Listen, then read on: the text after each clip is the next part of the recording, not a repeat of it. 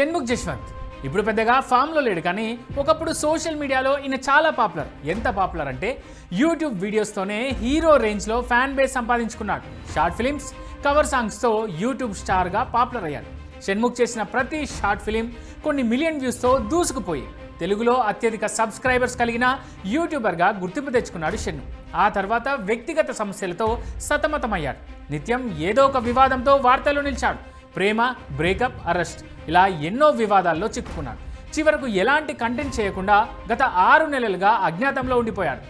Short film చేస్తూ మంచి ఫామ్లో ఉన్న సమయంలోనే దీప్తి సునైనాతో ప్రేమైన నడిపాడు షణ్ముఖ్. కానీ ఆ తర్వాత బిగ్ బాస్ సీజన్ 5లోకి విన్నర్ కంటెస్టెంట్గా ఎంట్రీ ఇచ్చిన షణ్ను చివరకు రన్నర్గా మిగిలిపోయాడు.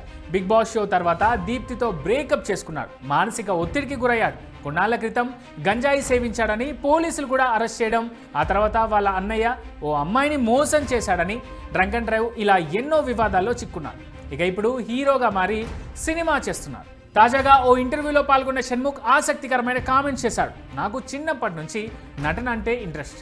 ఇదే విషయం మా నాన్నకు చెప్తే చెప్పు తెగుద్ది అన్నారని షణ్ముఖ్ చెప్పుకొచ్చాడు. తాను బిగ్ బాస్ షోకు వెళ్లకుండా ఉండాల్సిందన్నాడు. పొరపాటున తొందరపడి వెళ్ళానని షాకింగ్ కామెంట్ చేశాడు బిగ్ బాస్ పై. ఆ తర్వాత ఓ కేసులో తన పేరు వచ్చినప్పుడు బాధపడ్డానని, చాలా రోజులు ఆ బాధ నుంచి బయటపడలేక ఇక తన జీవితం అయిపోయిందనుకున్నట్టు వెల్లడించారు.